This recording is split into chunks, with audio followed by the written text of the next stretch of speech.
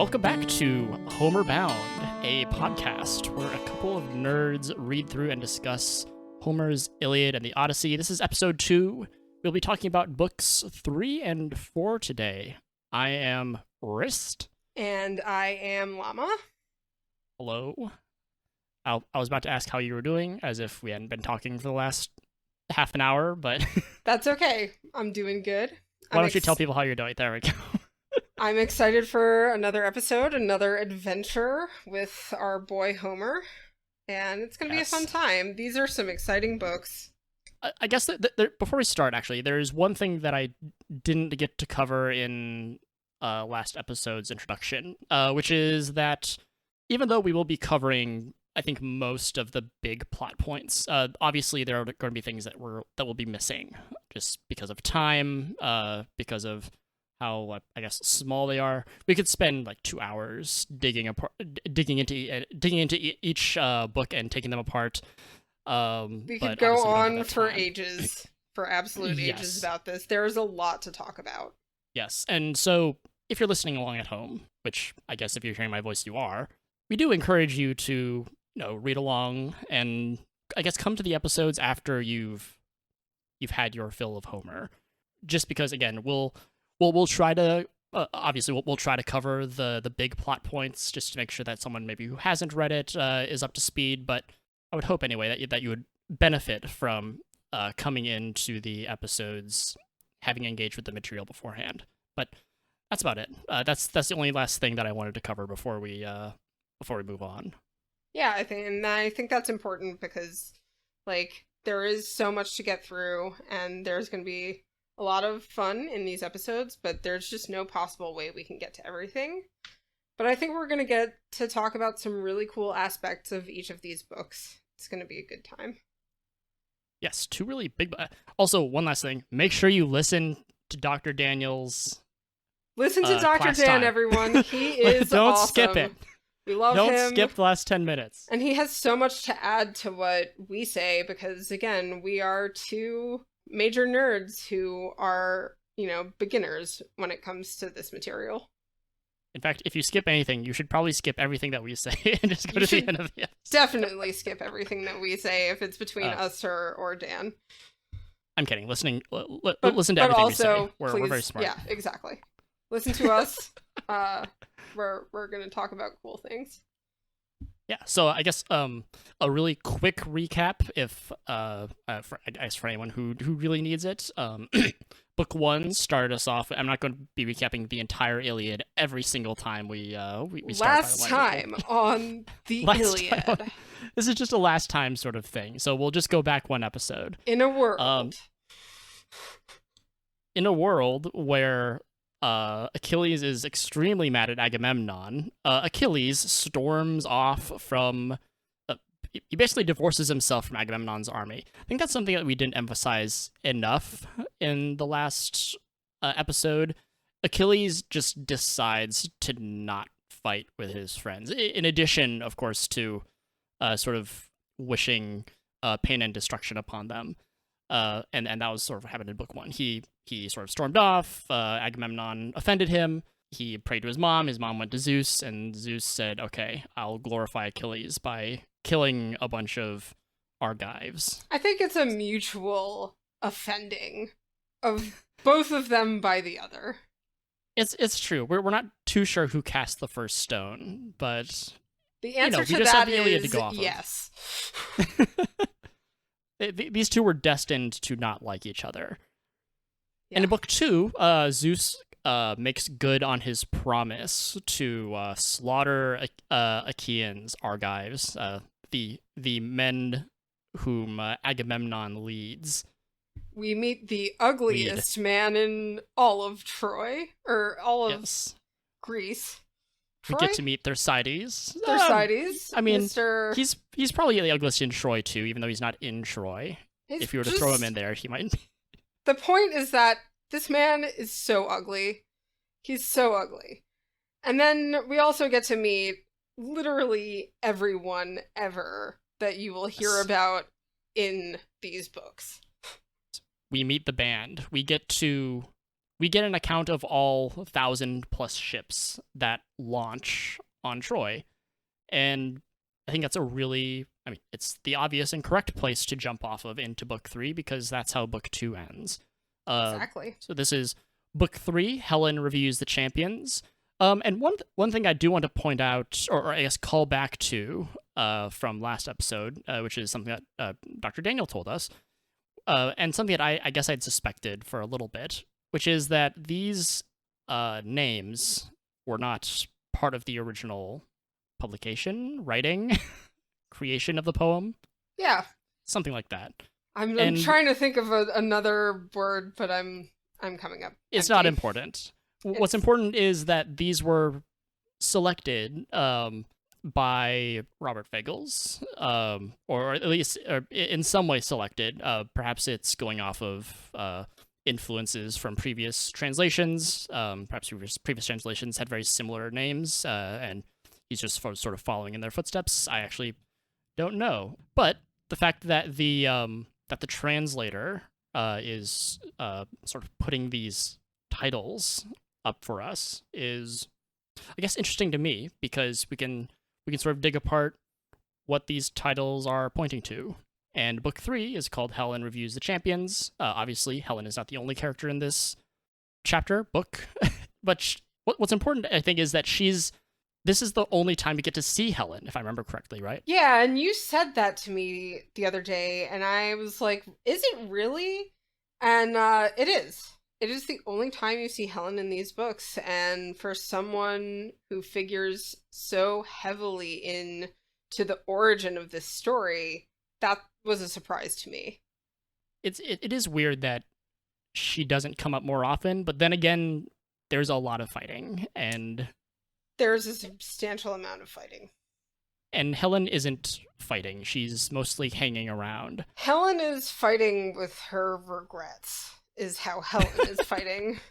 But no, physically, partaking in the battle, that she is not doing at all. And since this is the only book that we get her in, I think it's very appropriate that the book emphasizes that she's there, even though it could emphasize, Hector and Paris's relationship, or the duel between Paris and Menelaus. I think it makes a lot of sense that Helen sort of gets her place in the title. I don't know if you're hearing that thunder, but yeah, it's adding some drama to the episode. Zeus is perhaps happy or unhappy with us for tackling this subject matter. Well, I didn't pour out any of my tea for him, so maybe he's... I did. So I think we're good. I actually did accidentally spill some of my tea on my on my writing pad. So I poured one out for the gods, and we should be good to go. Anyway, let's get into the book. So as I said before, going off of the huge list of people, or the huge list of peoples which were named at the end of book 2, in the latter half of book 2, we go straight into sort of this vivid opening where all of the armies are marching, and I think we've seen a few of these earlier, but we might as well draw attention to what I believe are called epic metaphors. And they are epic. Many of these metaphors are like paragraphs long, and you'll be reading them, and then it will say like, and thus in this way was, so and so tearing through all the Trojan warriors, or, and like so, Zeus brought his hand down, it's whatever follows it. It's always just like, wow, that was a long walk for a short drop. Well, it's a long walk, but I think, I don't know, there's a special charm to them. We can read the one that I love them, actually. I love them because some of them are so vivid in their imagery that it really gives you an idea of what these people were trying to portray. And I can only imagine being told this as a story, as we'll continue to talk about, this oral tradition, that people recited this. And I think it makes total sense that there are these epic metaphors that describe vividly these images that you are wanting the reader, or in some cases, the viewer, to see. It makes total sense to me. Yeah, do you mind if I read Go this for it. particular Because one at I the know start? both you and I, when we were talking about this book, mentioned this almost in like unison about how Mhm. cool this opening paragraph is. So go for it. Yeah. I thought this is the following paragraph of the opening paragraph. This is book line 10 for me. Um, we can. I think there's another epic metaphor beforehand, but this one is nice and short.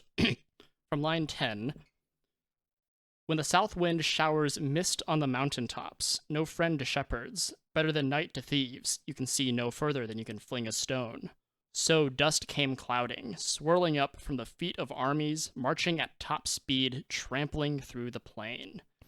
And so we have this image of a ton of dudes just running down or marching, I suppose, down the plain towards Troy, kicking up dust underneath their feet. And even though this is, as we keep saying, this comes from an oral tradition, someone would be reciting this. It would also be, I imagine anyway, that it would be performed. Like the person wouldn't just be staying there stock still; they'd be, Oh, doing absolutely. things.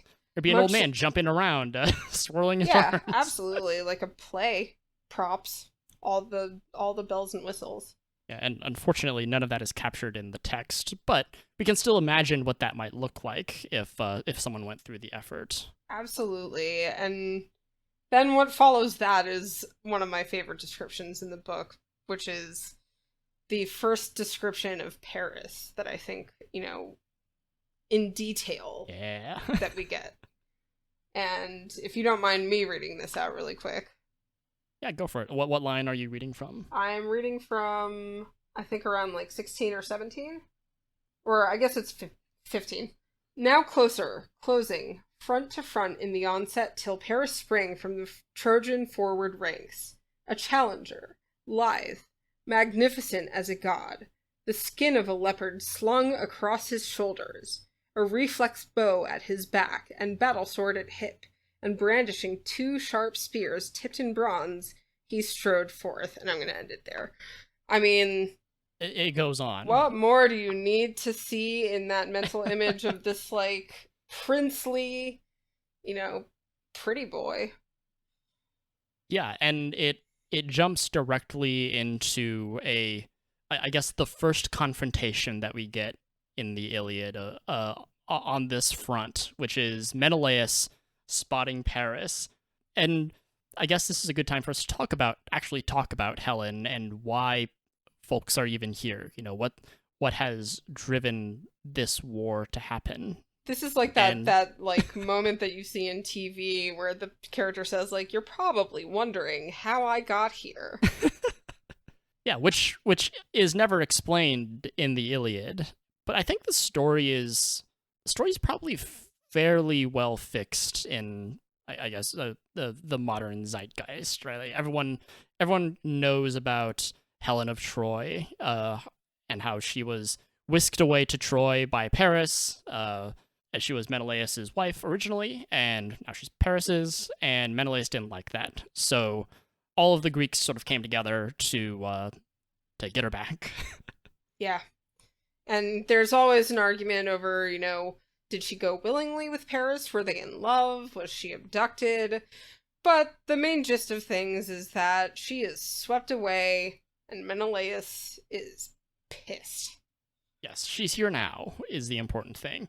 We can talk a little bit about her willingness or unwillingness or what have you later once we get to her. Absolutely. But for now, let's talk about Many in Paris. Well, there isn't really much to talk about other than we have a sense of, we find out, of course, how pissed, as you said, Menelaus is. He spots him, and he's immediately ready to cut him down. And Paris, after sort of prancing out into the front of his men, turns around and runs, because that's what he does. He's a coward, and he's very pretty. He is very pretty. And yeah, I just get this it's hard. Okay. So I have seen the movie Troy. I know you have seen the movie Troy. In Troy, Yes. he is played by Orlando Bloom, and that is now like the image of him that's stuck in my head. It's a solid casting choice. It is a solid casting choice. if the Iliad were to get a movie, you could cast Orlando Bloom as Paris. He's not described as incredibly strong looking. He's he's an archer, and I don't know what exactly that means for someone's strength. I mean, you do have to be pretty strong to arch well. And Yes. it is suggested that he is an accomplished archer. Yes, so he's clearly good enough to, hit his marks. He does this later in the story. It's not necessarily his fighting power that we take issue with. It's mostly his character, and it's his character that Hector, his brother, takes issue with, Very much so. as well. Because pretty much right after, we have this sequence where the Achaeans are marching on Troy, and Menelaus spots Paris, and Paris turns and runs, and this is followed up immediately by him sort of getting ping-ponged against his brother, Hector, who sort of shows up to rip him a new one. There isn't a ton of brotherly love between Hector and Paris. There is, in fact, a good amount of brotherly enmity. Hector does not like his brother, and we'll find out a little bit more later that nobody particularly likes Paris at all. Yes, I believe it's stated at one point that no man in Troy would give their life for Paris. Right, and he is viewed this way. Pretty much everyone is fairly PO'd at him having started this whole mess, even though it seems a lot of them regard Helen very well. They blame Paris. Everyone blames Paris, and they should, because Paris is an idiot.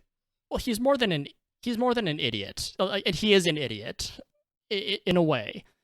He actually has some fairly interesting things to say. So, Hector sort of dresses him down for his cowardice, for his womanizing ways, and all of his wonderful vices. And Paris gives a very interesting response, and it's a response that I think I'd swallow much better or more charitably if it came from someone other than Paris. Kind of like how people would take Achilles' criticism of Agamemnon better from Achilles than from Thersites, even though they're saying very similar they're things. saying essentially the same thing, but and this will come into play, I think, a lot in other books and with other characters, that the source of information is so important in these books. When certain people say certain things, they're regarded with more or less trust because of who they are. And it figures into a lot of calamity happening because people don't believe what someone says, or people do believe what someone says. And it leads to either, elders. Elders are very ruin trusted. or success. Great ruin, great success. It's so dependent on who the source is. Yeah, and as I said, we see a little bit of this as well later with how I guess elders are treated. Priam, the king of Troy, is brought out to see to the truce that's about to happen, because nobody really trusts the wild youthfulness of the princes of Troy. They want the king. They want his Absolutely. wisdom and his weight. But to what Paris says to his brother, which again is what would be easier swallowed if it were from someone perhaps less despicable. He basically says, "Hey, this is how the gods made me. The gods made me beautiful. The gods gave me these gifts, and we shouldn't get rid of these or throw these aside. For lack of a better word, he's saying, hey, don't blame me. I'm just doing what the gods set me out to do from birth. Is this how I read it? I'm giggling a little to myself because it makes me think of Zoolander, and it's not my fault I have perfect bone structure and beautiful. It's very, very that. Do you buy that from Paris? Do you buy this this explanation that he offers to Hector of perhaps why he shouldn't be so cruel to him? No. I think a little bit, because I think there's part of the way that he has been brought up as a prince that has led him to feel a certain way about things, about his place in the world. I think there are certain aspects of just his personality in general and like the type of thing that would make you sweep away another woman's wife because of a sense of romantic grandeur or whatever, whatever it is. Like, he clearly has a certain type of personality. So, it's one of those things where you say, like, it's not an excuse, but it's an explanation. It makes sense why he would say things like that. I just don't buy it, actually, because it sounds like bull. Yeah, but when he gives us this, we should keep this in the back of our minds, because what he's essentially saying is that in this world where the gods are real and active and influencing things, that our agency is limited. We very much play the hand we're dealt, and we see this in a great many characters. Most ironically, probably in Hector. To spoil the Iliad a little bit, sorry people, Hector ends up way overreaching in terms of what he should go for militarily. He's possessed by this sort of war madness to take the Achaeans' ships. And I think it's also like a sense of fate within him as well. Whatever it is, he is also, I guess, playing to the strengths the gods gave him, which is great fighting power. And if only he had stayed back behind the walls, perhaps he wouldn't have died. Perhaps he doesn't end up dying. Perhaps things could have gone a little bit differently. They could have stayed behind the walls and remained safe. But it didn't go that way. It sure did not. And the gods are also able to influence how people act. And we also know that Paris is not the only offending party in this sweeping away of Helen. No, he sure isn't. I guess we can sort of jump to that, or we can. I guess we should cover real quick what happens after this exchange with Paris. I want to follow this line to Helen, but to summarize, Paris eventually, after some monologuing to his brother Hector, says that he will challenge Menelaus. Mano v mano, man to man. Yes. Doesn't that statement mean like hand to hand or something? Isn't mano a mano like hand to hand, not man to man? It's a metaphor. Hand to hand being from one to the other. Sure. Okay, yeah. 1v1 combat is what he offers in exchange for no war. If Paris wins, then he gets to keep Helen, and the Argives will pay reparations, and vice versa if Menelaus wins. And it's to be to the death, just to increase the drama a little bit. We of course know that neither of them die, but that's kind of what's going on. There is also still that element of Book 2 where the Achaeans were very much interested in running back home. It's sort of called back to here in lines 136, 135 to 136.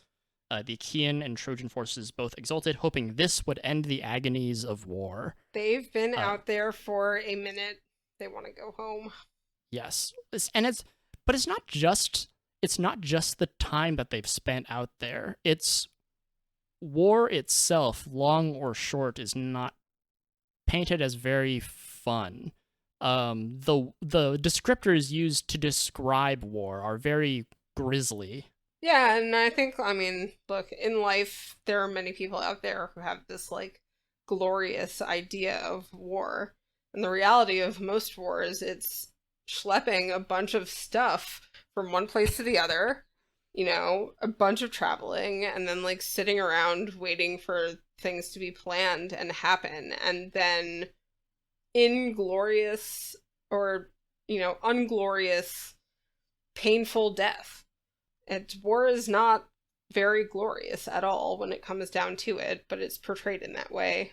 Well, it's kind of a weird it's a weird dichotomy, I guess, or there's two sides to it. On one hand, when people die in the Iliad, it's very gruesome, and it's never depicted as like a great time.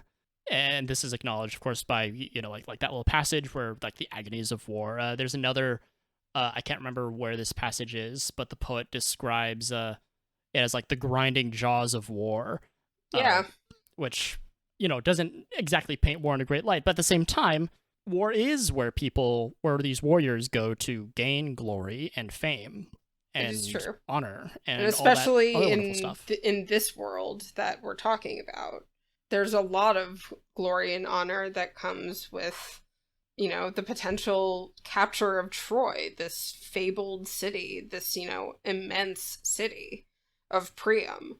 And the glory that would come from not only avenging the dishonor against Menelaus, but also capturing this beacon.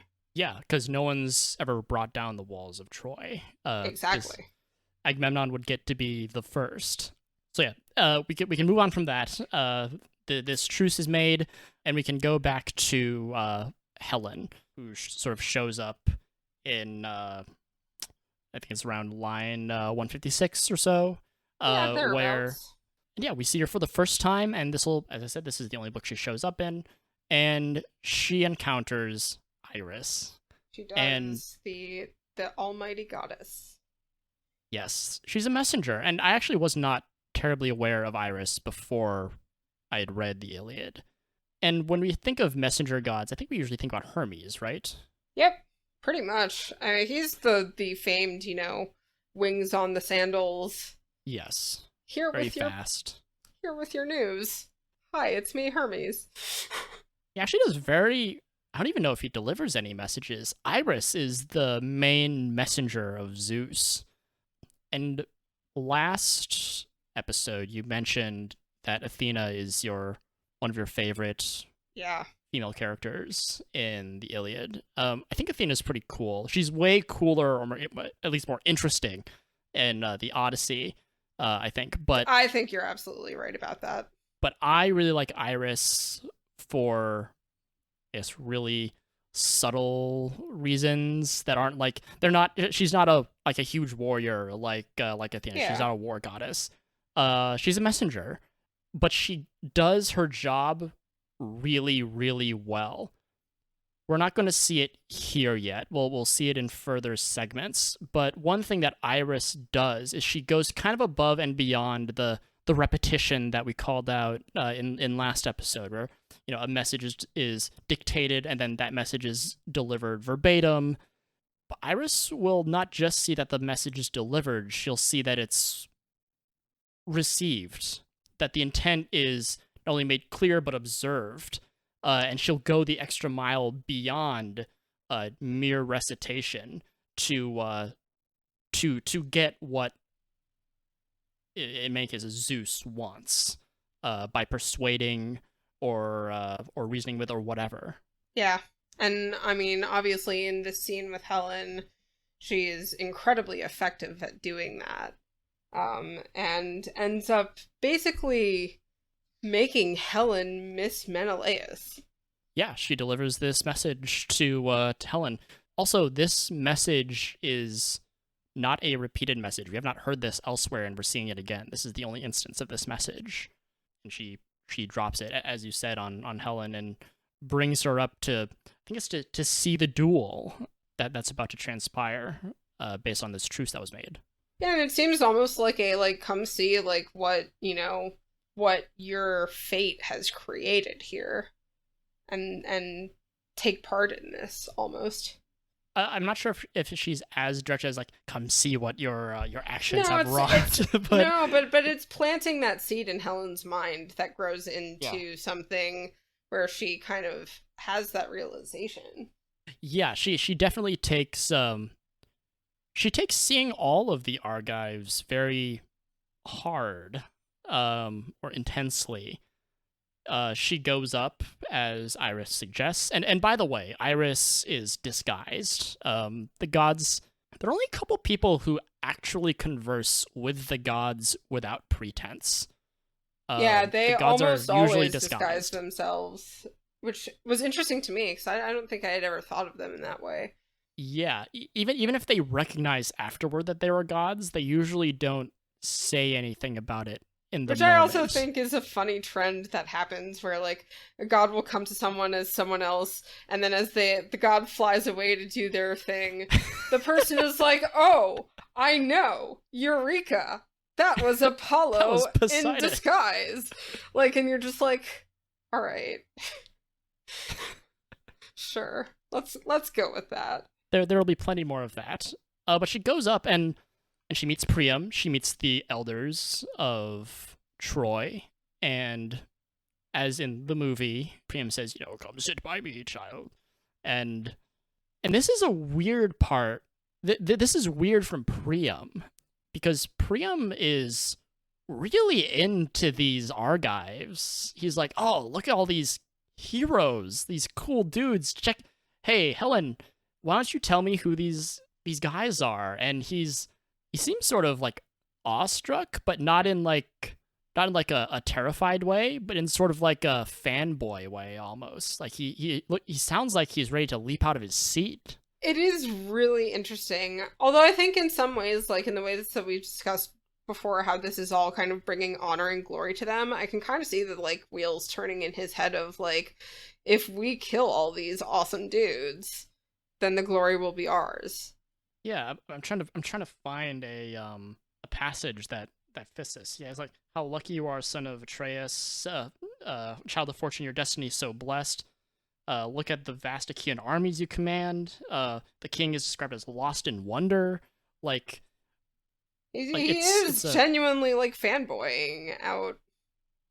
Yeah, but at the same time, he doesn't know who's there. He needs Helen to point them out. Well, so I guess he's guessing. He's old. He probably can't even see them. I guess that's true. And Helen does a good job of pointing them out. And I don't know if she goes through the list. We've talked about a few of these characters before. And she's like Priam says, "Oh, that man must be a king." And Helen's like, "Oh, that's Agamemnon."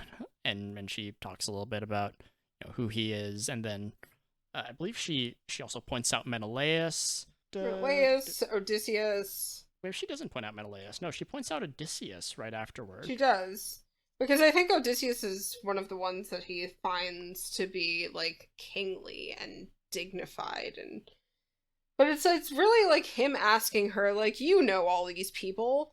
This is your crew. Like, this is your old crew. Tell me about them. It's almost kind of like a tactical move of, like, getting intel, Maybe. That's a good point. I didn't think about it that way. If it is a tactical move, it's not one that he takes much advantage of. No, he doesn't. And that is his own mistake. But then again, how much can Helen be expected to really know about, like, the military tactics? They would completely keep her out of that. So, like, he's not going to be able to glean that information from her, but he certainly is going to know who all of these people are. Yeah, and perhaps there are, a couple simpler explanations for why he's like, for one, it's possible that he's, as I said, lost in wonder and terribly interested in who all these heroes are, who all these champions are on his doorstep. And also, and I don't know how blatant the poets allowed themselves to be, but this is a nice opportunity for the poet to remind us of who the major players are after book 2. Like, divorced from that sea of names, we sort of get to focus on, Agamemnon, Odysseus, Ajax. The big and strong. Yes, the giant Ajax, who's super cool, and hopefully we'll get to talk about him more. I'm sure we will, because I want to talk about him, so it will happen. Diomedes is missing from this lineup, though. I don't believe that Helen actually points him out, which is weird, because Diomedes he's going to figure in strongly to the next episode when we start covering books 5 and 6. So he's definitely no slouch. He is loved by the gods. He's obviously very strong. I don't know. It's possible that the poet decided that he wasn't going to go through every single Or it's hero. possible that somehow it got, left out unintentionally. Maybe, yeah. I'm unsure of what the behind the scenes workings of putting together this poem on the spot, on the fly, but also kind of recited. Yeah. goes. It's an interesting question that I would like to ask Homer that I obviously will never be able to, because, my But boy we Diomedes is missing from the lineup. can ask Dr. Dan. I can't guarantee, of course, that he would know anything about that, but who knows? He Yeah. very well may have some insight for us there. Well, anyway, following the this sort of pointing out of who, and also there's one more thing that I'd like to point out, which is that Helen is looking for two individuals in particular. She must have really good eyesight. I feel like this wall is really high, and it put her pretty far away. There's a couple folks that she's looking for. I can't remember their names off the top of my head. Oh, I know what you're talking about. Yeah, she was like, "Oh, where are these two?" Like, "Oh, they must be back home or something like that." And then the poet says, "It is Castor Breaker of Horses and the Hardy Boxer Polydeuces." Yeah, sure. Okay, those names sound familiar. Yeah. She's looking for those two, but they are dead. I don't know why they're dead. I don't know where they come from in terms of names or story. This sounds like a callback to something that we haven't read, but that's there as well. Or it was fabricated to make it to emphasize that people were lost on the way here. So following that, we have I think a brief segment where let me just make sure I've got everything. There's some more sacrifices and whatnot to prepare for the duel between Paris and Menelaus.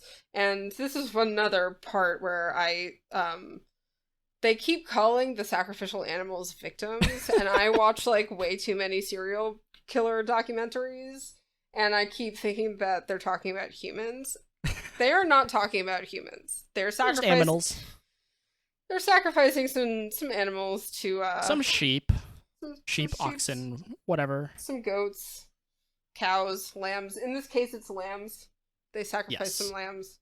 They mix the wine. I don't know what they're mixing wine with. I want to know. We're going to keep asking this question until Dr. Daniel gives us an answer. What are they mixing the wine with? Do you hear that? I need answers. I love food. I need answers. Maybe we have to sacrifice to him to get a straight answer. I can do that. I guess we shouldn't gloss over the sacrifice because the kings come together to seal the truce. They pray to Zeus to make this promise, like, hey, if this happens, like, depending on who wins, this side will do this side will do that, and if they don't, then we'll destroy them and all that sort of good stuff. These rituals will happen many, many times throughout the course of the Iliad, and it becomes really clear that they're very important ceremonial duties that have to be taken out before things can happen, before there's a fight, before there's a race, before, there are funeral games, before anything big happens. There is almost always the mixing of wine. There is almost always the sacrifice of victims. There is, there are great feasts that happen and always make me hungry when they pop up. But these are clearly very important parts of this cultural kind of story. They'll stop everything for them. They'll stop war. Like, they stopped the war for this truce, and now, like, the kings are just sort of face to face making these promises to Zeus before this duel takes place, and and I think maybe it's the next book or the book after, they sort of agree to stop fighting and bury their dead and all that stuff, and there's a lot it's obviously of very important ritual involved, which fascinated me throughout the entire reading of this. Like, just I wonder where they came from. I wonder, kind of where they went after this period of time in history. Mm-hmm. What purpose did they serve? I think it's pretty fascinating.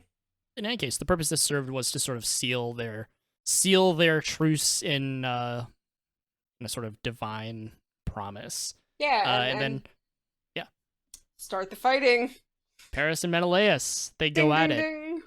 I guess to call, like, in Troy, the movie, this is like the one thing that kind of lines up. Not what happens after the fight, but Menelaus really destroys Paris. He does. It's embarrassing. Despite a bunch of things going wrong for him, he like I think he loses his, or Menelaus like loses his weapon or something. They go at it with swords.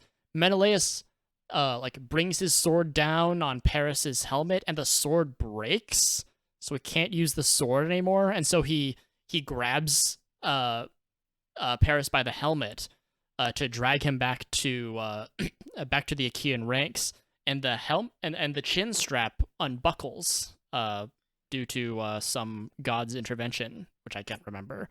It's Aphrodite.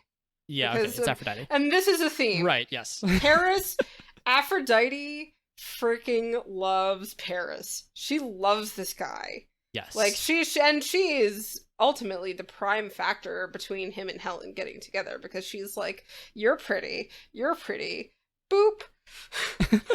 And then she just kind of smushes them together and is like, this is what will happen because it will please me, because you're both beautiful and I'm like the goddess of beauty. I guess this is kind of Aphrodite's book to, for lack of better word, shine. It's one of them. Although I guess in the other one that I'm thinking about, there's less shine and more wine. Yes. In this one, we at least get, I think, we get this aspect of her personality, this sort of interest in getting pretty people together, because, she whisks Paris away in a move that I'm not sure how to imagine it.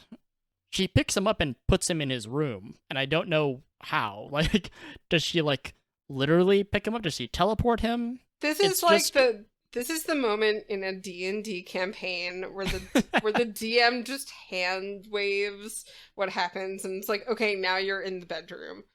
We have no idea how they actually get there, but it says, she wraps him in swirls of mist and sets him down in a bedroom filled with scent. Yeah. And basically just like missing here. Fills him with lust for Helen, who is at this moment regretting her life probably more than she ever has.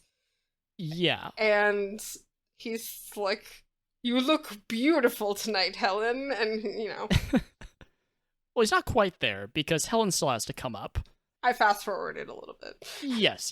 Well, and you mentioned Helen's sort of her regrets, or her, at least as depicted in this translation, self-loathing. Yeah. Very, very intense. She calls herself a whore. Yes, she calls herself a few things. Whore being chief among them. And she clearly... It's difficult for me to tell if she has this regret because she played a part in the decision to run off with Paris, or if because her mere existence is causing, is a factor in this trouble. This might just be like my headcanon, but from my reading of it and from my own personal interpretation, like, I think it's a mixture of factors. I think she realizes that she doesn't really know who Paris is. She realizes that she started this insane war that has been going on for like almost a decade now. And she realizes like that she had it better in some ways before. And wants to go back to that. It's just like all of the things that you could regret about the situation, it seems like she does at various times throughout this chapter. It's interesting that we say, she started this war. She thinks she started this war. Like, she thinks she's got a huge responsibility to play in this war. And realistically speaking, it's Aphrodite. Well, there's a lot of people. If we sort of rewind and go back to all these different characters, Hector blames Paris. It seems like very exclusively, given his hatred towards his brother. Paris, I think blame would be the wrong word, but he's sort of passing the buck on to the gods. Like, he's very fatalistic about it. And Priam is very chill about it. He's like, yeah, it's probably the gods' fault. Like, I blame the gods for this 100%. Yeah. I think it's actually really fascinating, like, which ones of them blame other people, like, who blames whom, and there's different answers for every single one of them. There's no consensus, you know? Mm-hmm. And this all sort of, again, wraps up in the question of, like, how much agency do each of these characters have? You know, like, in order to assign blame, at least by my estimation, you're going to need some kind of agency, some kind of capacity to make real decisions. And Helen, in some way, by her self blame, is warranted or not, at least taking some of that agency for herself. Like, this is something that I could have maybe done differently. And this was also 9 years ago. You know, she was younger. You know, maybe she was, like, really interested in running off with this hot young guy. I don't know. I know for sure that I felt many different ways about things than I, you know, do now in a 10-year span. Do I think I would react differently to things that happened a decade ago? Sure. And I'm sure she felt the same way too. I guess to wrap up, we'll finish off with Aphrodite visiting Helen. And as I said earlier, the gods tend to disguise themselves. Some do it really well. Some people will change their sex. They'll take on the appearance of someone else. And some of them will just, like, put on a dollar store plastic mustache and eyeglasses, which is kind of what Aphrodite does here when she meets Helen. The mental imagery of that is just beautiful. I really love it. Or, like, it just makes me think of almost, like, 3 kids in a trench coat. Yeah. The classic Aphrodite's kind of trench coating up to Helen. I can't remember who does she appear to her as. Do you remember? I don't recall. I also don't recall. It's as, like, a servant or something. But it's not terribly important. She comes to Helen in disguise and kind of Helen recognizes her immediately. Oh, Helen's like, okay, so it's you. There's a description in there that makes me giggle, but I'll skip over that. And she basically says, like, go to him, go to Paris, go to your husband. Make smooches, hug and kiss, and kiss a whole lot. Because you're pretty, and pretty people belong together. For clarity, the reason why Helen was able to recognize Aphrodite is because Aphrodite is hot no matter who she is. Yeah. And she was just too hot to be the person she was pretending to be. She's super Helen hot. sees through her immediately. And this is sort of where Helen's, I guess, placement of blame forks. Because she not only blames herself, she also clearly blames Aphrodite. And she also clearly blames Paris. Her assignment of blame is very multifaceted, unlike, at least based on what we've been exposed to, the other three folks, Hector, Paris, and Priam. They all have one thing that they're sort of laying this at the feet of, but not much else. Whereas Helen has, I think, a pretty high-level understanding of what's going on here. Yeah, and, like, to its credit, you know, the book makes a decent attempt at pointing that out. Like, it doesn't portray her as being unintelligent or unaware of what's going on. It definitely kind of alludes to her lack of agency within the grander scheme of things, but it also, like, you know, to her credit, she's a smart cookie. She gets what's going on, and she's pissed at Aphrodite, and she basically says, like, if you want him, go be with him. I'm pissed. Yeah, and then Aphrodite reminds her that she's a god, Helen isn't, and if she wants to make her life hell, she can. And then Helen kind of does what she's told, which must be pretty humiliating. It makes me deeply like, the end of this book makes me deeply uncomfortable. It is very uncomfortable, especially with the context of Aphrodite basically pimping out Helen to Paris. Exactly. I mean, that it's not to sugarcoat it at all. Like, that is exactly what it is, you know? Aphrodite basically says, I made you his wife, go do your wifely duty, which sucks. Go hug and kiss your husband. And, you know, and Paris tries his the same sort of speech that he gives to Hector, where it's sort of, oh, I don't really care It's not my fault or whatever. And Helen she gives it to him. She lays into him, and then Paris is like, let's go to bed. And then Yeah, they and do. Paris is just like, what does it matter that I started an entire war all to, pull you into something that you may not have wanted to be pulled into? You look so beautiful tonight, darling. Let's hug and kiss. And she's just like, oh my god, I guess, if I frickin' have to. Well, I guess since Aphrodite's around the corner, she probably has to. And I mean, even without Aphrodite, who knows? I don't know exactly.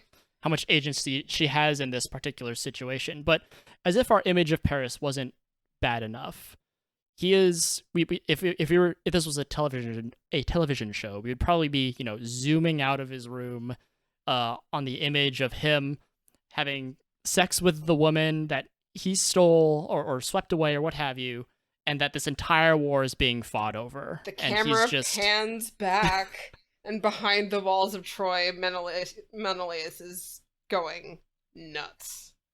Yeah, and also he's like it's so insensitive of Paris to be doing this right now, because people are dying for basically right, and what like he's doing. you just For him to have the privilege or opportunity or whatever you want to call it of having sex with Helen. like again. you just got like Deus Ex Machina out of this fight that you said you were totally gonna win.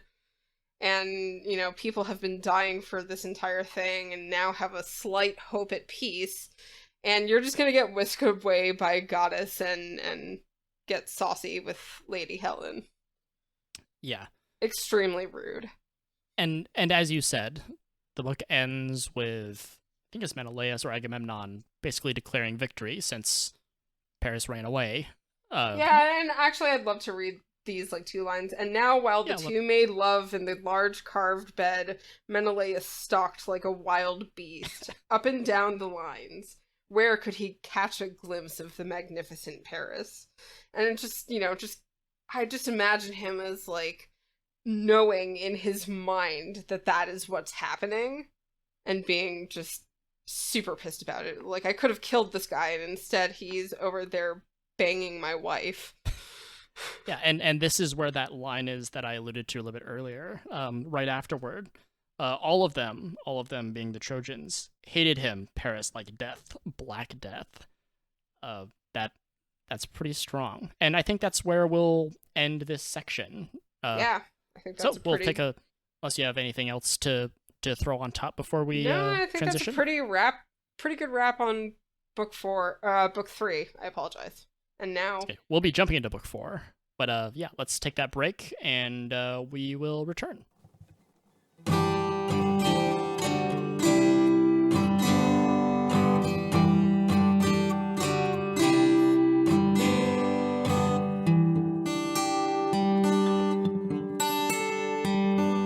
Hello, dear listener. We hope you've enjoyed listening to the first part of this episode of Homer Bound. There's more to come afterward, but I'd like to take a moment on this break to say a few special thank yous. First, thank you for listening. This podcast has no sponsor. Everything is produced in-house, on our own time, and fueled by our own interests. Sharing in our interests means a great deal to us, and knowing that others enjoy the content means even more. Please follow us on our Twitter at Homer_bound for new episodes, or just keep an eye on the podcast page, wherever you happen to be listening. I'd like to give another special thank you to my friend Llama for hosting the show with me, and I'd like to thank the composer and performer of the music you've been hearing during the transitions, who has said he'd like to be known simply as Llama's father. Thank you, Llama's father. I'd also like to thank Bubbo for her contributions to the audio, Webs2D for some original art, and Total Love for additional art and graphic design, and Ghosty also for additional graphic design. Another special thank you to our numerous guests for lending us their time and expertise, and a last but not least thank you to Dr. Daniel, who anchors every one of our episodes with his insights on our discussions. We appreciate his time and energy, and we encourage you to stick around at the end of the episode to make sure you hear what he has to say. please consider reading along with us as you listen. We are reading the Robert Fagles translation, and while reading the text isn't necessary for you to follow along, you'll likely get more out of the discussions if you have. Feel free to pause and return later if you wish to do so. Okay, thanks for sticking through our break. I'll give it back to me and Llama on Homeward Bound.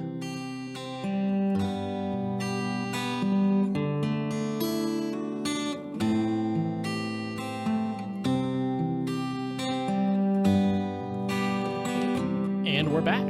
Let's talk about book 4. I feel refreshed. I have refilled my water and stretched my legs. I hope you have as well, Llama. I have done likewise. I finished my cup of tea. It was lovely. Make another one? Or are you good? No, I'm good for now. I got water. Or Lord of the Rings wine? No Lord of the Rings wine tonight, but certainly other nights there will be. It's only for special occasions. This is a Wednesday. Every day is a special occasion True. If I want wine. No day will be like any other day. Celebrate it with wine. Exactly. That's like a commercial. I should make that Is commercial. it? I don't know. Every day is Okay. a holiday. Celebrate with wine. I mean, that sounds good. I should be paid for this. This is a free idea for anyone who's listening and makes yet. wine commercials. And yet we are not. Okay. And yet we're not. Anyway, let's talk about book 4, which is called The Truce Erupts in War. I wonder what happens. This is a very descriptive title for this book. It spoils everything. I find myself way too funny. I mean, I think I'm in the same boat. I think my jokes are hilarious, even though very rarely are they truly as funny as I think they are. Although you have been known to be funny at moments, I will give you that. It happens. We'll try to stay away from that in this podcast because the way I make funny is not appropriate for most people. So He is a degenerate, folks. I am. But I am too. Look, we all have our fair share within us, I think. not here, not on this podcast. We're only classy No. here. But there's So plenty of let's- it in these books, so let's get back to it. So speaking of being classy, let's get into some. Do we describe this as domestic abuse? Who's abusing whom? I think they're both very much going at each other. We open up with Zeus As I and said Hera. before, as the answer to another question, I think the answer is yes. Yes. Like, who is doing the abusing? Yes. Are they both doing it? Yes. Are they both victims in a certain way? Sure. Well, in this particular book, the answer is, at this point, Zeus. He's the one who's sort of making fun of Hera. It's just describing him as mocking her. It's a little bit... There's some context that I think is also missing for me here. For this entire passage, there are allusions to promises and goals and ends that people have, and they're not fully accounted for. We know that Hera really wants to smash Troy to the ground. Not totally sure why. She does not care for them. No. And on the other hand, Zeus really likes Troy. He does give kind of a reason, like, my altars have always been filled with, smoky savor and all that wonderful goodness. But that can't be the only reason. But based on what's happened since a truce played out, the results are clear. Menelaus has won the battle, and so Menelaus should be the one to lead Helen away. And this could just be that, it could end everything. And Zeus is sort of using this to make fun of Hera for He's suggesting, like, oh, what if this is the end of the war, and like you won't get to smash Troy to the ground, and Hera's like, oh, I've worked so hard to smash Troy to the ground. How dare you, Zeus? How very dare you? Yeah, this is like an ultimate grudge match between the two of them. This grudge match has been going on for a while. It's long-standing.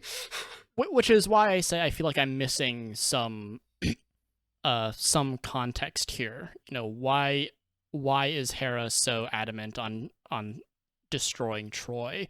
Why does Zeus love Troy? And this is sort of, in a way, it's a little threat that he's making, right? That if the gods could will it, we'd have them go off in peace and have this be the end of the war. But Zeus also can't do this because he's already made a promise to Thetis that he will slaughter Argives. Because so there has to be a war. If you hug a god's knees, they will do whatever you want. And if you rescue him from yes, this was definitely an indistinct fate. IOU one, but nevertheless, I just love that.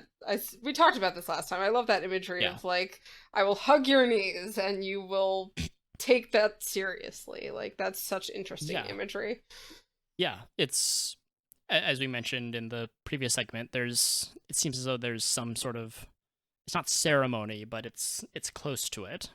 There's something very significant about I like to think of it that. as ritual. I think it's a ritual kind of thing. I think that is the word that comes up in my mind the most when I think of these. Like, it's not necessarily a ceremony, but it's definitely like a ritual specific to this culture where if you genuflect in a certain way, you're taken more seriously. Again, maybe this will be the episode that Grad answers this question.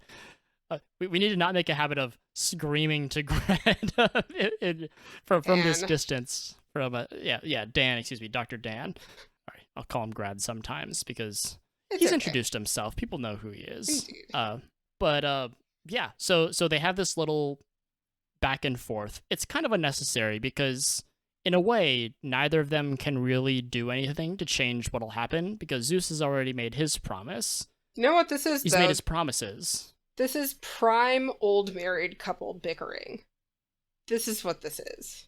This is bickering, but at like cosmically hostile levels. Yeah, exactly. And the people who get hurt are all the kids ever in the world. That's what it always is. Yeah, and the gods have so many kids. It's the gods get around. They do get around. Which actually does come up a few times, and I'll be very interested to talk about that when that happens. Zeus has he has a specific son in the war, Sarpedon, I believe is his name, or Sarpedon, or however people want to pronounce it. I'll pronounce him Sarpedon. And we sort of get to follow what happens to him, and Zeus has to wrestle with the prospect of being a father allowing his son to die.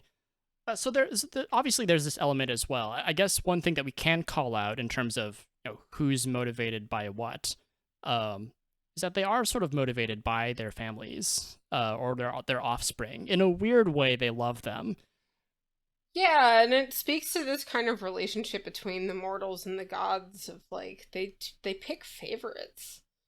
And they think of these people as, and many of them they've actually fathered, who are like these mortal people who, come from godly roots, and they talk about them constantly. Yeah, which may play into perhaps why some gods have a favorite side or another favorite side. Athena, of course, being she has no kids, so she just kind of picks one. Which is usually like Odysseus or Diomedes, as we'll see. Athena's like the cool aunt. She's the cool aunt who has probably buried some bodies also, but she's not telling. She's the aunt that tells you when she's drunk at the barbecue that she'll help you she'll help you bury a body if you ever need it, and she would never tell anyone. Yeah, and Athena does something of similarly, I guess, despicable at a similarly despicable level, because Zeus after him and Hera sort of go back and forth, Zeus is like, all right, have the Trojans break the truce. And this is again sort of calling back to what I talked about in terms of agency, like how in control are you really when these gods are just whispering in your ear. And this is sort of what Athena does. She goes to Troy on one of the walls, I suspect, to an archer named Pandarus. Poor guy. a cute name because it has panda in it. That's how I remember it. Panda Bear. Yeah. He probably doesn't look Let's like just one. call him Panda Bear. Okay, we I'm don't not have gonna. to. I'm not We don't gonna have to call him him Panda Bear, but Panda I will. Bear. I I will regret think mentioning that panda is in his name already. I will think it though. But yeah, Athena basically moves to start the war, and this actually kind of surprised me because, at least in some of my earlier readings, because my conception of Athena, partially through media, I said we play a video game called Hades, and Athena she doesn't come off as like crafty or cunning or what have you. She's very sort of like stern, protective, as you sort of said, like an older aunt or whatever. Yeah, and I think like also noble and dignified are things that come to mind when I think of her in portrayals. Yes. She's the goddess of wisdom. Yes, wisdom is what is usually cited as what she's the goddess of. But wisdom doesn't necessarily mean good, and it doesn't necessarily mean like the ability to make good decisions. Now she makes a very interesting decision, and that decision is to go to Pandarus, this archer, and basically double dog dare him to shoot Menelaus with an arrow. You could do it. You could totally do it, dude. No brainer. Which doesn't strike me as very classy or wise or what have you. It's more cunning. She has guile. She has wit. It's subterfuge. All this wonderful stuff, which like we don't usually associate with someone who's wise. Wisdom usually has very positive moral connotations that if you were to attach that descriptor to someone, you would not think that they would like trick someone into basically screwing everyone else. Yeah, absolutely. It is a word that people tend to associate with benevolent figures and positive figures, and that's not necessarily always true. I think wisdom is just, it's not the knowing what something is, it's knowing when to do something or not to do something, or how to use your wit as a tool. Yeah, in this case, I think, at least by my reading, both of the Iliad and in the Odyssey, wisdom is knowing how things work. And how you navigate that is a character trait entirely divorced from whether you have that wisdom or not. You can be wise and evil, or you can be wise and good. But the possession of that wisdom doesn't make you one or the other. It just means you're wise. Not to necessarily say that Athena... I mean, this is a pretty despicable move, but, she's doing it on Zeus's orders, and these are just mortals, so they don't really matter. It's a necessary evil. It's a necessary evil. Yeah, but she does this. She goes down. She double dog dares Pandarus to shoot Menelaus. He's like, yeah, I can totally do it, and he does. It's his fellow Trojans are even sort of mildly complicit in this as well, because like the poem describes them as moving to shield him from sight, so that he can aim in peace. And he wings an arrow at Menelaus, and it hits him. Looks good, not so good. Yes. Well, it hits him, but Athena has, since she's made this move, she also moves to sort of protect Menelaus. She stops the arrow from making a fatal puncture. It only draws some blood, like I think around his leg, and this is a very humorous moment, at least. But this is the first part where I actually sort of, it took me a while to realize that this was funny, but as I was reading it, I was like, oh wow, this is hilarious. Starting on line 175, and I won't read the whole thing because it goes on until 211. But Agamemnon basically gives a super long, complex speech about like what kind of who Menelaus was, or like what he'll do to avenge him and stuff. We had talked about this a little bit beforehand, and we both kind of likened it to the Monty Python moment. And for me, the one that sticks out in my head is like Holy Grail, when Lancelot and Concord, his servant, are trotting along, and Concord gets stuck in the heart with an arrow, and Lancelot goes on like, "Oh, sweet Concord, you shall not have died in vain." And he's just like, "I'm not dead yet. I'm all right." You shall not have been mortally wounded in vain. I think I'm okay. And it's very much perfect. That moment. It's so Monty Python, and it's great because when I said when we were talking about this, we had both come to this conclusion independently. We didn't say, "Oh, this is like Monty Python," and you're like, "Oh yeah," like I was like, "This is a Monty Python moment." You're like, "Yeah, this is what I had my notes too." So and it's like, I wrote literally in my book next to the part where Menelaus says, "Courage, don't alarm the men. It's not a mortal spot." I wrote, "I'm not dead yet." Yeah, it's just a flesh wounding his brother. It's very much that. Because it just draws a little blood. Genuinely hilarious. And I don't know, it's weird coming upon humor in the Iliad, because based on how we might, I guess, view the text, running into humor is, at least for me, even still, like, it feels kind of not out of place, but unexpected.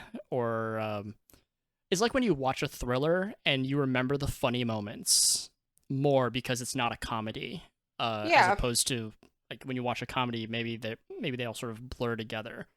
The funny moments stand out in the Iliad. Yeah, and it's interesting when you said that, like, the thought of the... I don't know if you've ever seen Cabin in the Woods. I don't think I have, no. Okay, but it's a horror. It's a primarily like horror movie, but it's extremely funny. And I think of that because it sticks out to me as a comedy more than it is a horror film. But I hate horror movies. So like it took so much convincing for my friends to get me to see it. And that is kind of the same feeling I think I get from the Iliad when humor pops up. Is like, what? And you have this to be funny. Yeah, you have this moment of like, this is such, like an epic story and there's so much weight behind everything, but then these moments pop up and they're silly. They're like actually silly.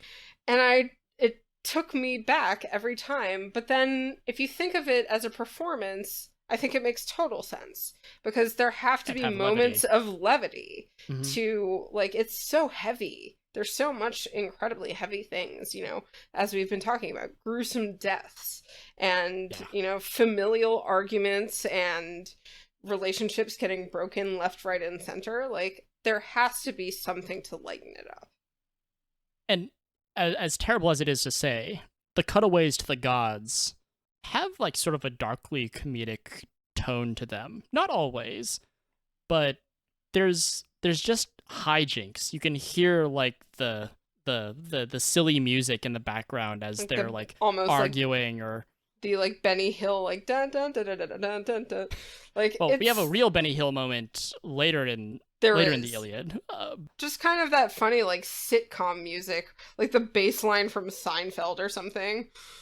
Yeah, well, because the gods aren't, in a way, they're taking it seriously, but in another way, they don't have to take it seriously. Like, this is just kind of a thing for them to do, it seems. I'm not sure what the stakes are for them other than their promises. I wanted to say child's play just now, and then I was like, it's not, it's God's play. Like, this is almost kind of a game to them for, like, their amusement, because being immortal is such a long slog that they have to do something to make it fun. Yeah, I wonder how much of this is for their amusement. And there are definitely parts that seem to be purely for amusement, like in the Odyssey. Athena plays dress up a lot. Absolutely. I suspect she's having a lot of fun. We see a bit of that in the Iliad as well. We talked about it in book 3. But yeah, keep an eye out for the humor, I guess. And don't be afraid to read some of these. If it comes off as stiff, feel free to try to read them as sort of comedic or with a lighter tone. There's a lot there, and as I said earlier, I would be very interested to see someone like perform this with this. Yeah, in mind, I think like jumping around and I think something that has gone through my head much more since I had a conversation with Dan, our expert, is like the nature of this as a performance keeps popping up in my head as we talk about this. Mhm. And like just wishing I could have been there. That Yeah, sounds so cool. we're sort of left to imagine it, Yeah. unfortunately. But yeah, so this arrow to Menelaus's leg, which is not a debilitating wound, just gets some deep red blood pouring out, is enough to break this truce. Clearly, the Trojans have violated their part of the agreement, and Agamemnon's like, "All right, it's time to fight. It's time to Let's do the go. thing. Yeah, Let's do what we came here for." He goes into hype mode and is just, gassing people up. Yeah, well, what happens is he goes to each of the kings, and he is sort of, I guess, like he's firing up the troops, and he goes to some of the different kings. It's sort of like a little echo of Helen's review of the champions in the previous book, where Agamemnon now is going to each of these heroes and saying a thing or two about them. He stops by the Cretans, Idomeneus and Meriones. He says, "You guys are really cool, good job." And he goes by the Ajaxes. By the way, there are two Ajaxes in this story. I always feel so bad. So there's great Ajax and there's little Ajax. I always feel so bad for little Ajax. I'm trying to figure out why there are two Ajaxes. Like, what happened to bring this about? That's a very weird thing. I feel like the distinction is mostly just that great Ajax. Well, okay, so like how did they both get the same name is what you're asking. It's not so much how did they get the same name, but from a storytelling perspective, why? Like, yeah, I'm very curious about that too. But also I think it's just primarily that great Ajax is absolutely yoked. Like, and maybe the lesser Ajax is there to make greater Ajax look better. I mean, that is entirely possible because there's nothing that makes you feel tiny more than I'm 5'2". There's nothing that makes you feel more tiny than when like a 6'5" person is just like towering over me. Yeah. So I actually can see that as something being used for dramatic effect, I think Ajax is described as a giant. He is described as absolutely massive, like standing head and shoulders above all of the Argive armies. This guy is great, like a tree. Yeah, and it also describes him. I can't remember where, but he has a tower shield, and he has a spear that's 21 forearms long. Yeah, that's a lot of forearms. That seems like a lot of forearms. I don't know how long a forearm actually is, but so many of those, like, I can't remember what the usual amount of forearms long it's mentioned before. I just love the use of forearms as a unit of measurement. That's fantastic. I mean, we used feet, right? Absolutely. It just sounds funny. Forearms. It's a guess. It's a rough guess, right? It's about yay big, Yeah. how many forearms? This many forearms. Whose forearms? Yeah, his. Yeah, sure, well, it's we'll like use the this. same way that in the military you use paces to, measure distance. Like, whose pace? Great Ajax, who is the size of a giant oak tree pace? Or, like, my little tiny legs as a very short person pace? So those are probably two, get a roughly average dude. I mean, yeah, sure. Little Ajax doesn't get much screen time. He gets some, like once, I think. No, and it seems like it's usually like in some way in relation to large Ajax. Yeah, I think he's, as best as I can tell, Little Ajax isn't a great guy either, just based off of like some extra textual stuff that I've run into, which I'm not going to get into because I barely know it, but doesn't have the greatest reputation. He has a little bit of an inferiority complex, maybe. It's certainly possible. But yeah, Agamemnon goes to the Cretans and he fires them up. He's like, you guys are awesome. And he goes to the Ajaxes and he's like, hey, keep doing what you're doing. You give him like finger guns, I'd imagine. My favorite is his reaction to Nestor, which is, "Oh, if only you were younger. If only you weren't an old man now, you would be so much more useful, but dude, we love you. You were great. You were once Stick great, around." and now you are old." Well, he acknowledges his strengths, I think. What does he say? Can we find this? Can we do I'm sure Nestor we can. some justice? Yeah, he says, and this is line 360. Agamemnon says, "Old warhorse, if only your knees could match the spirit in your chest and your body's strength were planted firm as a rock. But the great leveler, age, has worn you down. If only some other fighter had your years and you could march with the younger, fitter man." And poor Nestor, Nestor is the old guy of the group. I can't remember how much. Did we mention him last episode? I feel like we threw him in. I'm sure we talked about Nestor. I know we talked about Nestor. Nestor He got is a word really in cool. edgewise. Nestor is a really cool guy. He's cool, but he's old, and he doesn't like that he's old. I feel like it's a little tone deaf of Agamemnon to say, "Hey, you're pretty old." Like, Just dude don't- already feels really bad about it. Do you need to rub it in? But it's also, Nestor remarks upon this himself numerous times. He Yes. constantly is going, "Oh man, if only it was like in the back in the good old days, when I was like super strong and an amazing fighter and everyone loved me. Now I'm old and everyone still loves me, but I'm no longer strong." Yeah, he has a story for he is that old guy who just has a story for like even after Agamemnon calls him out for being old. He's like, "True, Atrides, if only ever the man I was years ago when I cut down rugged Eurythalian or whatever. But the gods don't give us all the gifts that like he's like, Yeah, I Nestor's killed this the guy guy once. That where was so cool."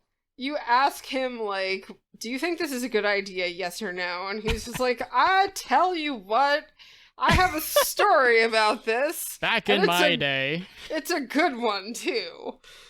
Listen while I tell it at great length, and then Stay a while and listen." Still probably not entirely give you an answer, but it'll help you enough. This is kind of like some tragic humor for me, because Nestor clearly assuming his stories are true, and I have no reason to believe they're not, he was pretty cool. He did a lot of great shit. He had quite a history. But he doesn't have that anymore. He's relegated is like a demeaning kind of word, and I don't know if he views it this way, but he's been sort of relegated to being the word of wisdom. Yeah, I mean, I think you're not people. entirely wrong about that at all. Like, he is the... It's a necessary role. Kind of oracle that they go to for advice, almost. Or, like, not an oracle in the sense of, like, the magical type of person, but that source of wisdom. Sage. That fountain of sage advice. Mm-hmm. And he's great for it. I mean, he does it really well, but he just resents... Or not necessarily resents, but just he bemoans. Bemoans is a great word for it. That he has been lost to time, in a way. Yeah, so, obviously he's accepted his new place as, like, the old man of the group, but he's, as I said, he seems to long for for his younger years, and he does it very, very verbally, very regularly. As I said, it's funny, but it's also sad. It is. Because he is experiencing the march of time in a way that I don't think anyone else really is. In fact, it's emphasized that people tend to die fairly. Achilles is doomed to die young. He'll never know Nestor's troubles. And I think that's one of these ways that a story is told in a way to let the person who is listening know that people who get engaged in great wars and battles like this don't tend to live long. Nestor is the exception to that. Nestor is the old guy who somehow made it through all of these amazing things that he did and is still alive. And that is not something you usually see with warriors. And that is, Achilles will meet his fate, and so many other people are about to get yeeted off the face of the earth. And Nestor survives this too. Nestor survives everything. He is like the cockroach. We'll run into him in the Odyssey. To the end of time. And he's got war stories in the Odyssey too, don't you worry. We'll get to those. War stories for days, for years, for centuries. What's interesting about Agamemnon's, riling up of the ranks is that is his approach, I guess, or his different approach to different people. He compliments the Cretan king Idomeneus. He compliments the Aeantes, the Ajaxes, and he, gives like a funny elbow bump to Nestor and tells him to, stay safe or something like that. Hang in there, old man. Yeah, hang in there, old man. But when it comes to Odysseus, he actively insults him, and he calls him a coward, basically. Yeah. And it's difficult for me to tell how sincere he is. He does this. In fact, he does this twice. He does this to Odysseus, and he does it to Diomedes. These are the last two, kings that he comes across, and they both respond in different ways. Yeah, and for me, this part had the feel of kind of like when someone throws out an insult kind of disguised as a joke to someone else, but you can tell that there's that nugget of truth in it that they actually mean. And Odysseus sees through this, and then Agamemnon's like, it was a prank, man. It was totally a prank, bro. And yeah. And Odysseus is like, It's like you can insult your friends, but if you cut too deeply, it'll actually hurt. Exactly. Of course, I'm not exactly sure what Agamemnon's real relationship with Odysseus is.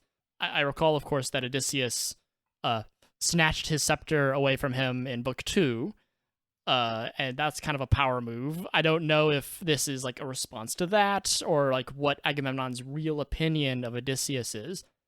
And as we know, Odysseus is he's tricky, right? Yeah, and I think there's just overall like a tense power dynamic there. Where, it seems like Agamemnon may not fully have Odysseus's respect, but at the same time, he does respect him enough to be one of his leading tacticians and one of the people that organizes, a lot of things, and is sent to do a lot of work on the behalf of Agamemnon. So there's clearly enough trust there for him to do that. And then it seems, like Agamemnon really likes Odysseus, and as well he should, because in his eyes he's this very kingly and noble kind of figure, cunning kind of figure, but also he knows that Odysseus is kind of tricksy, and so there's a distancing that he kind of does with that. And so I think, this is, one of those jokes that kind of has a sting to it. Yeah, and Odysseus responds in kind. He throws some insults back, and Agamemnon's like, whoa, whoops, didn't mean to do that. You just carry on, all right? Good job. I like you. You're a good guy. And kind of moves on. And he does the same thing with Diomedes. This one's a little bit more elaborate. He basically tells Diomedes that, hey, your dad, way better than you. I remember Tydeus, he did all this cool shit. Meanwhile, you suck. And Diomedes says nothing. Yeah, he doesn't say anything. Unlike Odysseus, which is interesting because, like, Odysseus is sort of this, like a cunning sort of a worldly man, and you'd think that Odysseus would catch on to what Diomedes is catching on to, which is just that he's just doing this with everyone, or maybe he's not. I don't know. But that's definitely the approach that Diomedes takes to this. He's like, whatever. His buddy Sthenelus, however, decides to cut back on Diomedes' behalf, and Diomedes sort of smacks him down. Yeah, he just says like, this is our duty.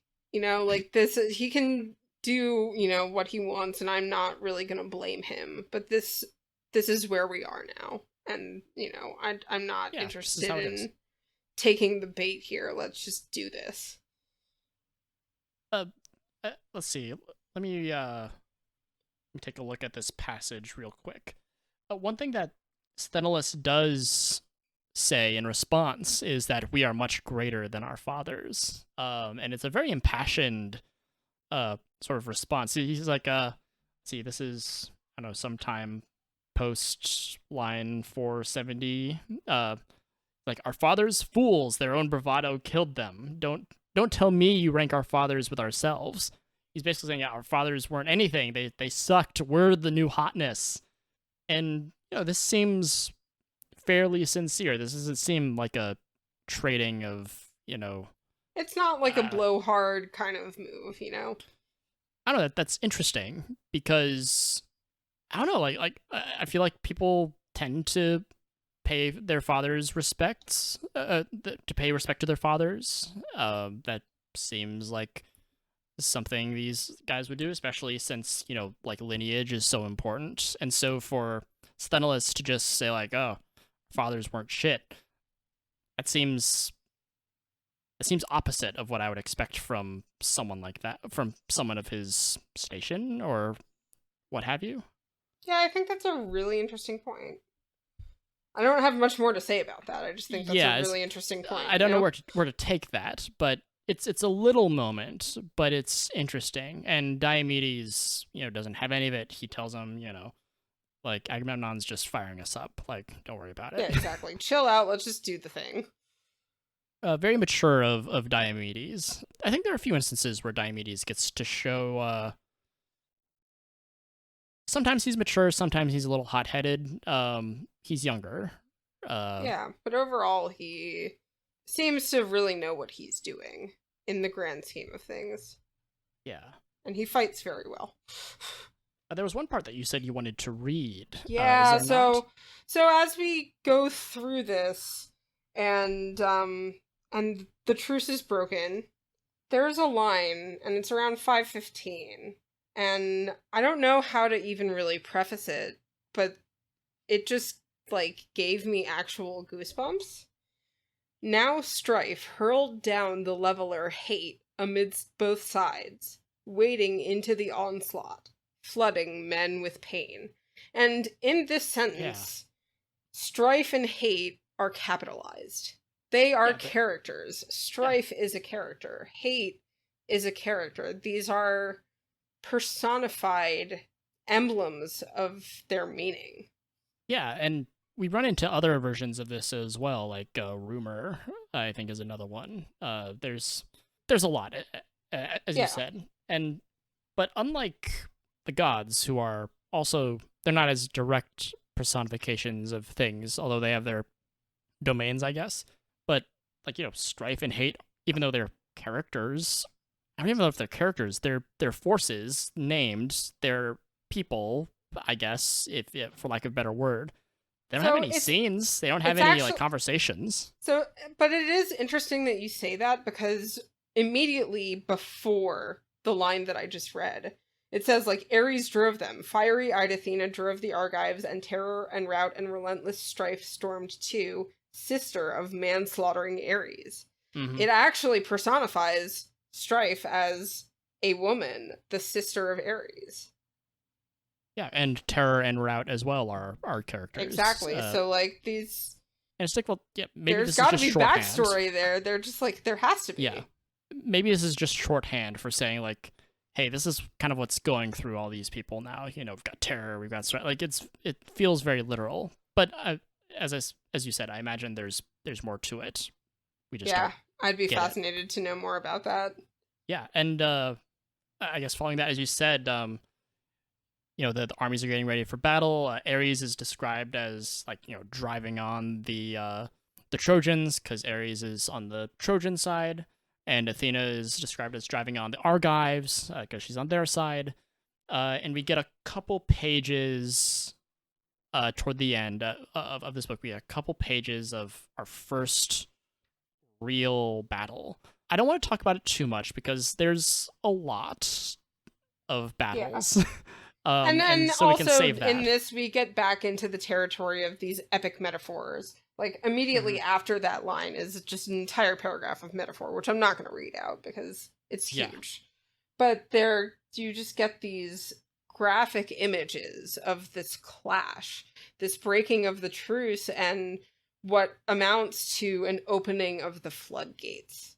Yeah, screams of men, killing, blood, grinding armies, all these intense descriptors. Yeah, and then coming there's together. passages where, and this is something I'm sure we'll talk about more because there are plenty of these descriptions, but like, never would he repay his loving parents now for the gift of rearing his life cut short so soon. There are these descriptions of like all these, as people die in these books, you get descriptions of like their families and like, oh, his father who did this and his mother who did this, and now they'll never see him again because he is dead. Yeah, that's something that I guess the one thing that we can really point out as we're closing out is that this will be our first taste of what battle looks like in the world of the Iliad, and no one dies nameless. Everyone has a name. Almost everyone has a name. Almost everyone has like a backstory. Even if it's not a backstory, they're at least a name. You're like, oh, this person cut down this person, this person, and this person. Even if they're like you've never heard their name before and you'll never hear them again, they're still named. And they will always be named. Yeah, and it makes it personal. It makes it tangible. Yeah, and I guess again going back off of the performative aspect, I wonder how much more effective you can make these descriptors, like doing it in person, doing it with your voice as opposed to words on a page. We're sort of left to imagine that. And I really like that aspect of reading the Iliad. You get to examine very closely what is being said, and you get to sort of, swirl it around in your head to see how it feels. And yeah, totally. I love that because like in a movie, like people will just die, right? Like if there's a war going on, we have our main character and people are dying, and Wilhelm screams, "Wow!" Yeah, exactly. And you'll know that people are dying, but you won't know who their fathers were or who their family is or like who their wives are, or children that they've left behind, or what they were like, or why they're there. They're just dying and they're faceless. It's almost the effect of like if in a movie you put in a flashback for every person who dies. Yeah. And like how long would that take? And that's what the Iliad is able to do. Which is why I think it'd be so hard to actually like properly bring the contents of this onto a modern medium like a television show or movie. You'd have to go through great lengths and efforts to really emulate the effect of having all of these soldiers living or dying named and accounted for throughout all these battles. And I think that's a good place to stop. I want to read out one more line, which is the last line in this book, which is, "That day, ranks of Trojans, ranks of Achaean fighters sprawled there side by side, face down in the dust." I love that ending to this book. As we said, war is not depicted as terribly glorious or clean. And that is not at all. That is a very messy description of war. Just people, I said, face down in the dust, eating the dirt as they die. Yep. And we're about to get a whole lot more of that. Yep, it's kicking off. Well, it's not really kicking off. We have a few books before it with like a big chunk of just non-stop fighting happens. For sure. But there is definitely some excitement in the next book. Yes, lots of action in book 5, and we'll get a little break from it in book 6, but that'll be for next episode. Indeed. So thank you for listening. Don't go away just yet. We have our resident expert, Dr. Daniel, who will give us around 10 minutes of class time, where we'll hear what he has to say about what we had to say. So we'll pass it off to him.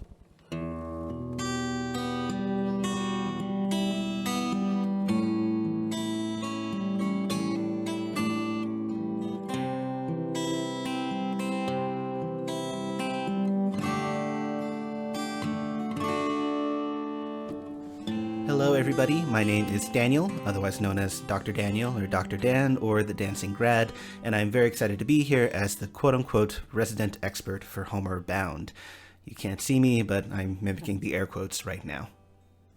My job here at the end of the episode is to react to Wriste and Llama's conversation in my capacity as a professional classicist. I teach Latin, Greek, and ancient civilization at the college level, so I'm very excited to offer some of my thoughts on their excellent conversation about books 3 and 4 of the Iliad.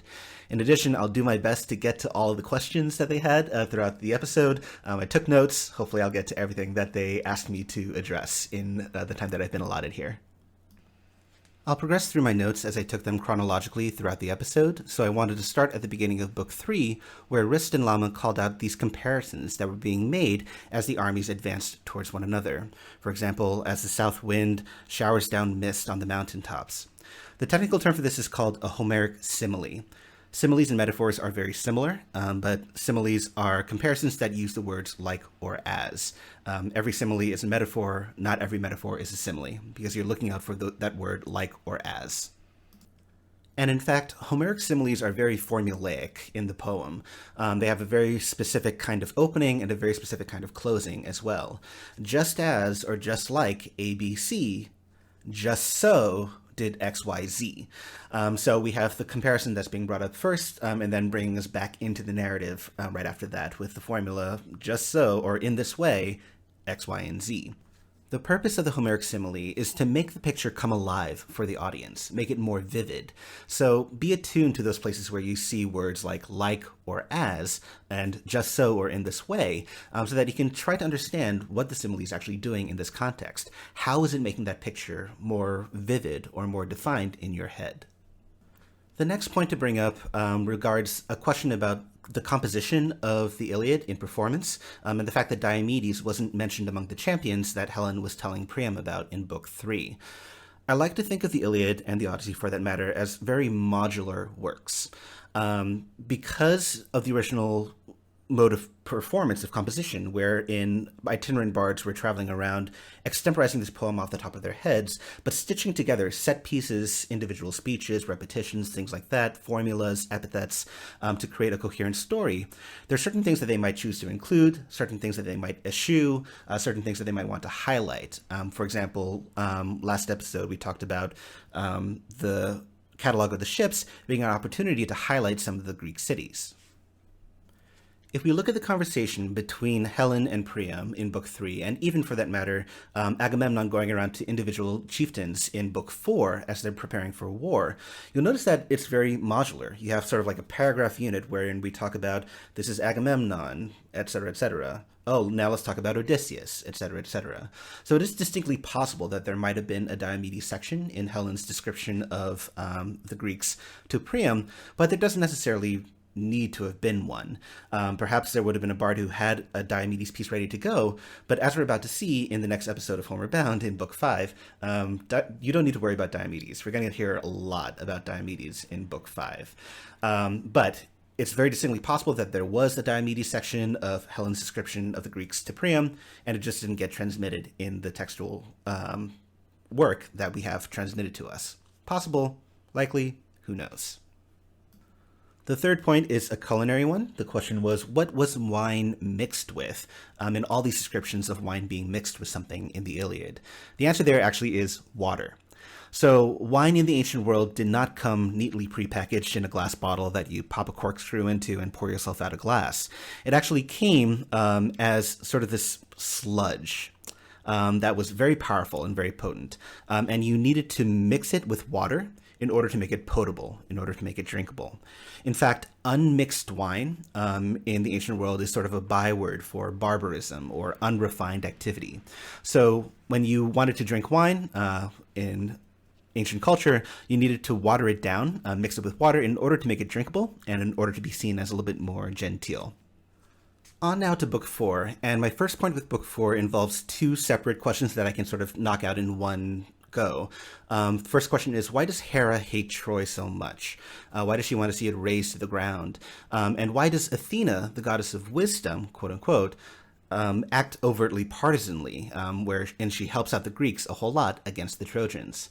Both Hera's hatred and Athena's partisanship can be traced back to sort of the backstory of the Trojan War, which can be traced back to an event called the Judgment of Paris.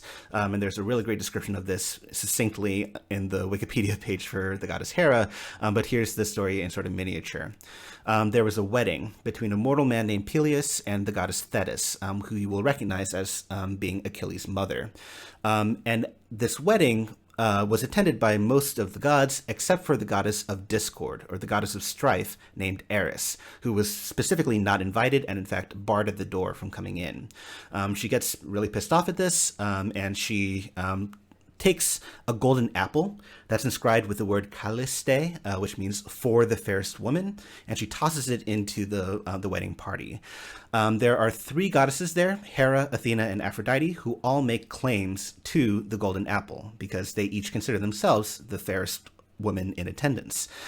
So they have it out amongst the three of them. They want the other gods to choose who amongst them is the fairest, and the gods do not want anything to do with this.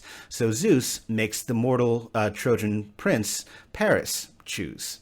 And because Paris initially hems and haws and says he can't really make a decision, the three goddesses decide to try to bribe him. Hera offers him power, Athena offers him wisdom and glory, but Aphrodite offers him the most beautiful woman on earth, who happens to be Helen, the wife of Menelaus. So Paris chooses Aphrodite. Aphrodite loves Paris as a result. Hera and Athena get really pissed off. And as a result, when the Trojan War begins, upon the theft of Helen, Hera and Athena ally themselves with the Greeks. The Greek gods are not paragons of ethics. We don't look to them for our moral virtues. They are, in fact, what I believe the kids would refer to as petty AF, petty as fudge. They are susceptible to jealousy, they're susceptible to anger, and all these sorts of human emotions that we normally wouldn't expect of deities. And yet, that's exactly what we see playing out here in the Iliad, with Hera and Athena helping the Greeks out against the Trojans, Aphrodite being overtly partisan for the Trojans. In fact, helping to save Paris when he's about to get killed by Menelaus during the duel in Book 3. Next point, why is there so much knee-hugging in the Iliad? I believe it was Llama who said that there seems to be some sort of like ritual element to it, and that's basically what it was. This act is not just begging, it's actually a specific act called supplication, wherein somebody is begging somebody, entreating earnestly for something to happen. And we see it in a few different contexts. For example, a lesser god asking Zeus for something, or somebody on the battlefield who's about to be killed begging the would-be victor to spare his life on the battlefield. So there are a few different circumstances under which supplication could happen. But if we think about the way in which this physical scene works out, if somebody is hugging somebody else's knees, it means that they're sort of debasing themselves in front of that person that they're asking the favor of. They themselves are down on their own knees, probably. Down on the ground in a sort of groveling position. So it's a position that's meant to engender sympathy and pity for the person who's asking.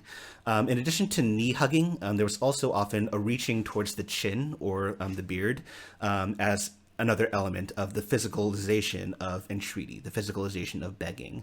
So it's not just a random act of asking somebody to do something, you're earnestly pleading with them, an act of supplication.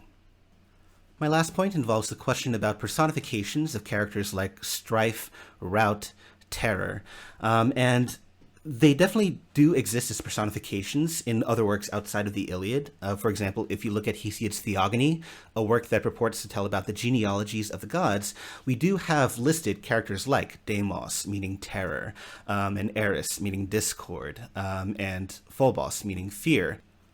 But what's really interesting is that the consideration of whether we're talking about a personification, an actual character with a capitalized name, or the abstract concept, for example, fear capital F or fear lowercase f, depends wholly on the editor or the translator of the text that we're looking at.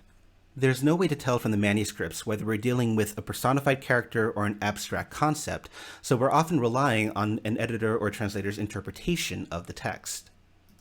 There's an example of this right here in this very passage. Now strife hurled down the leveler hate, capital H, amidst both sides.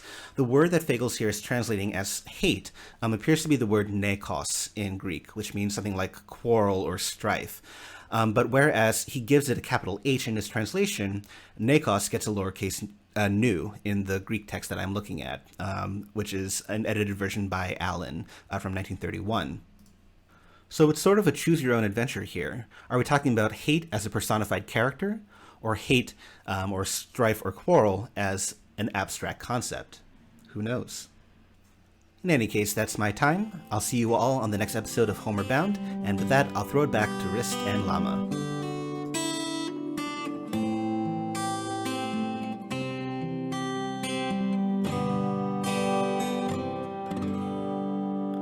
Thank you once again, Dr. Daniel, for your time and insight. Always enjoy hearing what you have to say about our discussions, and thank you, dear listener, for tuning in. We hope you'll take the opportunity to read along with us, since there's plenty to love in these stories, and please keep an eye out for our follow-up episodes by following us on Twitter at Homer_bound, or wherever you happen to be listening to us now. We hope to see you in the next episode. See you then.